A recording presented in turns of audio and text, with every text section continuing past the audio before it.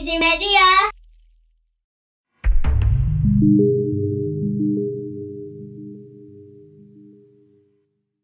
Selamat datang di channel Easy Media. Ini adalah sebuah channel YouTube yang di dalamnya berisi tentang berbagai macam informasi mengenai tutorial, vlog, review, opini, dan lain sebagainya yang tidak menutup kemungkinan juga untuk kita bahas. So stay tune di channel ini dan selamat menonton.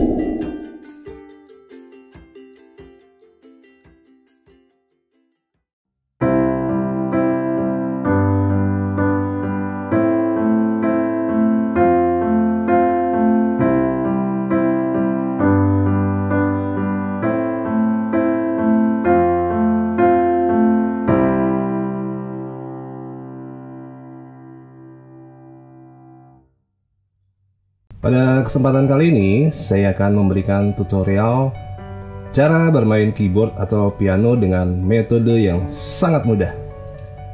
Jadi buat adik-adik, kakak-kakak, om dan tante yang ingin mengisi waktu luangnya dengan belajar bermain keyboard atau piano, mudah-mudahan video ini bisa sedikit membantu ya. Di video ini saya tidak akan menjejali otak kalian dengan teori-teori musik yang bisa membuat kalian bosan dan menjadi malas untuk belajar nanti ya. Tapi, saya perlu menjelaskan sedikit basic atau dasar-dasarnya saja, agar kalian lebih mudah memahaminya nanti. Kalau untuk piano sendiri, biasanya memiliki 88 keys atau 8 oktav. Yang dimaksud dengan keys adalah ini ya, yang berwarna putih dan berwarna hitam. Mungkin kalian lebih familiar dengan istilah touch.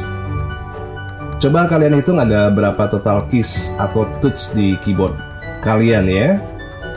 Nah, oktav sendiri artinya secara ringkas adalah kumpulan 8 nada yang berurutan yang memiliki pola atau pattern yang sama. Contoh sederhananya seperti ini. Do, Re, Mi, Fa, Sol, La, Si, Do. Oke. Nah, 8 nada ini bisa dikatakan sebagai satu oktav. 8 nada berikutnya adalah pengulangan nada dari oktav yang pertama. Begitu seterusnya hingga oktav ke-8. Bedanya adalah antara oktav 1 dan oktav-oktav yang ada di atasnya, jangkauan nadanya itu jadi semakin tinggi. Ya. Semakin tinggi oktav, nadanya juga semakin tinggi.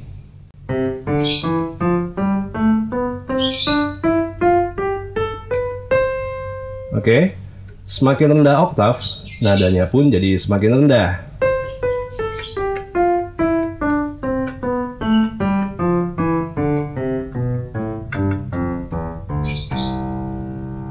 Oke, seperti itu. Nah, jangkauan nada ini yang juga dijadikan sebagai standar pada range vokal suara pada manusia ya. Mungkin kalian pernah mendengar istilah bariton, tenor, alto, dan sopran. Bariton adalah range suara bagi pria dewasa antara suara bass dengan frekuensi yang rendah. Tenor adalah range suara tinggi pada penyanyi pria. Alto adalah range suara di antara suara tenor dan mezzo soprano. Dan sopran adalah range suara tertinggi dalam kualifikasi vokal, seperti yang dimiliki oleh mbak yang satu ini. Cukup ya penjelasannya? Pada seri video bagian pertama ini, kita akan belajar bermain chord dari nada dasar C. Ya. Ini adalah C.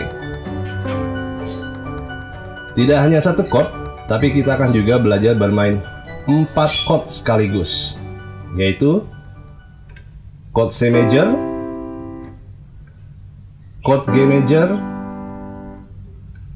chord A minor atau E minor, dan F major ya, atau F mayor. Pola putaran atau circle chord seperti ini banyak kita jumpai di lagu-lagu populer ya.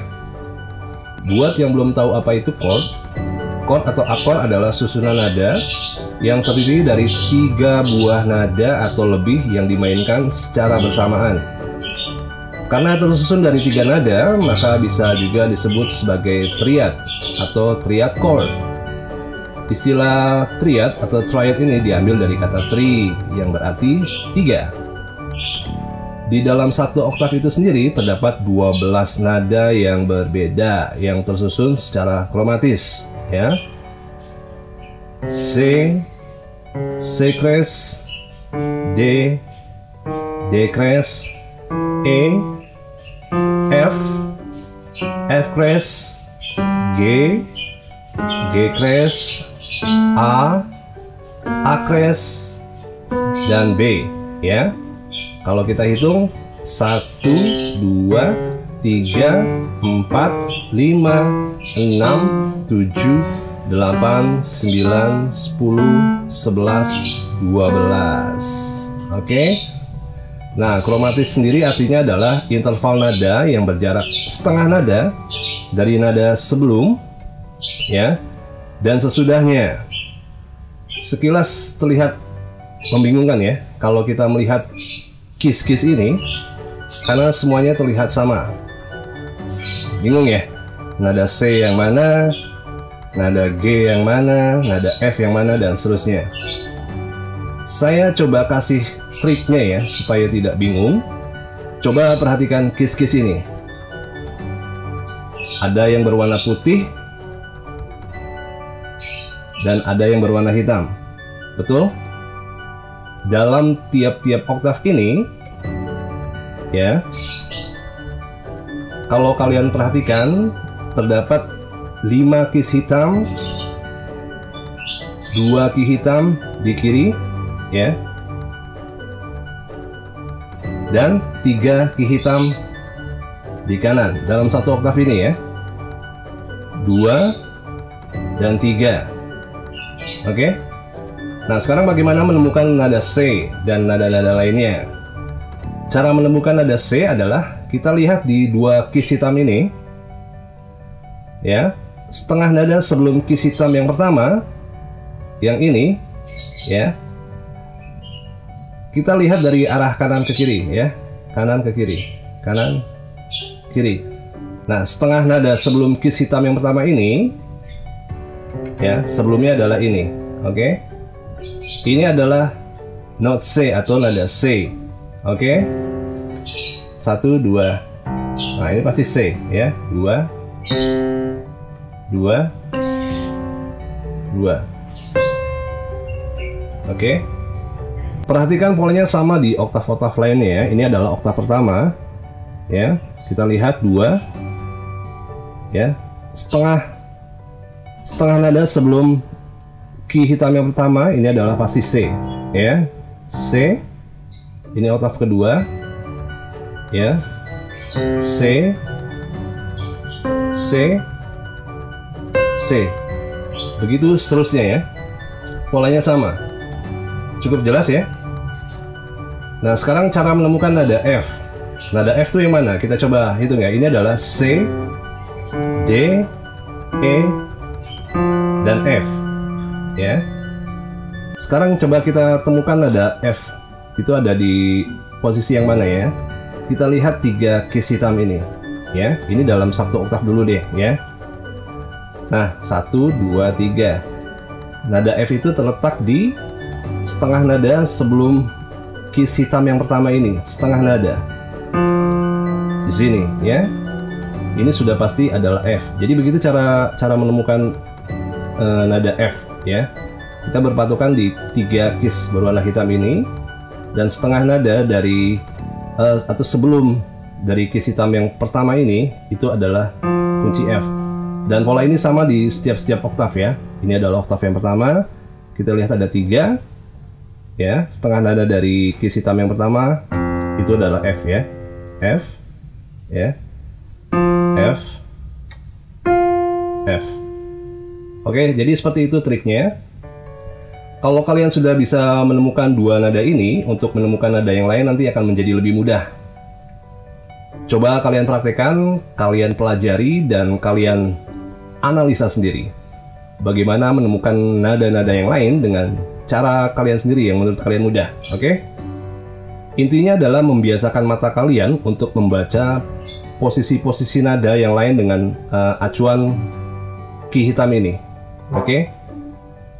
Nah, nada yang menyusun chord itu biasanya terdiri dari nada ke-1, ke-3, dan nada ke-5. Misalnya kita ingin memainkan chord C major ya. Tangga nada C major sendiri terdiri dari C, D, E, F, G, A, B, ya. Sekali lagi, C major itu terdiri dari nada-nada seperti ini: C, D, E, F, G, A, B. Oke. 1, 2, 3, 4, 5, 6, 7. Oke, jadi nada pertamanya adalah C. Nada ketiga adalah E ya. 1, 2, 3, E. Dan nada kelima adalah G. 3, 4, 5, G. Oke. Jadi C, E, G ini adalah nada-nada yang membentuk chord C major. Ya, bila kita tekan nada-nada tersebut bersama-sama, ya. Kita coba tekan. C, E, G. Oke, jadi ini adalah nada atau chord C major atau C mayor. Oke. Jadi inti dari sebuah chord itu terdiri dari nada pokok, ya, atau akarnya yang disebut dengan root. Dan nada ketiga, ya, yang disebut dengan third. Dan nada kelima yang disebut dengan fifth. Namun ini hanya bentuk chord dasar saja ya. Kalau sudah mahir dengan chord dasar ini, nanti kalian bisa coba memainkan chord-chord yang lebih kompleks ya, yang lebih susah, yang lebih rumit. Nah, chord major ini memiliki rumus interval atau jarak antara nada yang berjarak 2 dan 1,5 interval di antara not-not tersebut. Contohnya adalah C major ya. C ini adalah nada dasar atau rootnya. 2 interval di atasnya adalah not A ya. Kita hitung. 1, 2. Jangan lupa acuan tangga nada kromatis ya. Tangga nada kromatis itu adalah nada yang berjarak setengah. Ya, intervalnya berjarak setengah nada antara nada yang satu dengan nada yang berikutnya atau sebelumnya, oke? C ini adalah nada dasar atau rootnya. 2 interval di atasnya adalah not A. Kita hitung ya. Setengah, 1. Ya, 1,5, 2. Oke. 1, 2. Oke. Kemudian 1,5 nada berikutnya dari not E ini adalah G. 1,5. Oke. Kalau ketiga not ini kita mainkan, yaitu not C, E, dan G bersama-sama, maka akan menghasilkan chord C major. Nah, rumus interval 2 dan 1,5 ini berlaku di setiap nada ya. Kalau kita ingin memainkan chord major, ingat ya, chord mayor atau chord major. Contoh lainnya misalnya chord D mayor atau D major. Not D ini adalah nada dasar atau rootnya, oke? 2 interval di atasnya adalah not F crash ya. 1, 2. Kemudian 1,5 nada berikutnya dari not F crash ini adalah not A ya, 1,5 nada. 1,5. Oke. Not A. D, F crash, dan A. Kita tekan bersamaan maka akan menjadi chord D. Cukup jelas ya? Kalau kurang jelas kalian bisa coba ulangi lagi videonya. Kemudian kita coba memainkan chord G. Kita cari dulu di mana letak nada G ini ya. C, D, E, F, G. Ya, yang ini ya.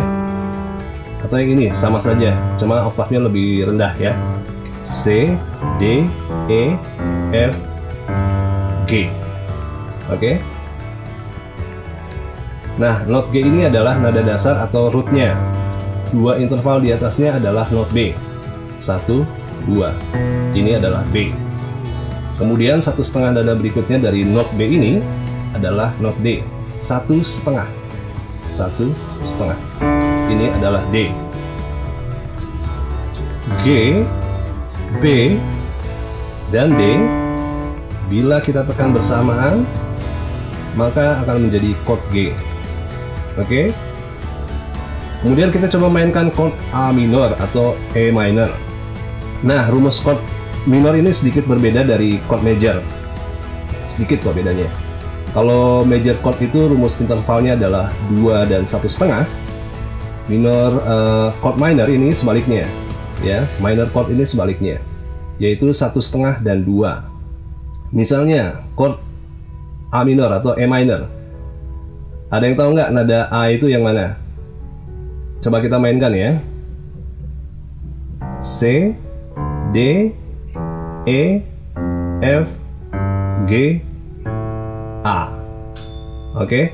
Nah, A yang ini ya. Not A ini adalah dasar atau rootnya. 1/2 interval di atasnya adalah not C. Kita hitung ya. 1/2. Ini adalah C.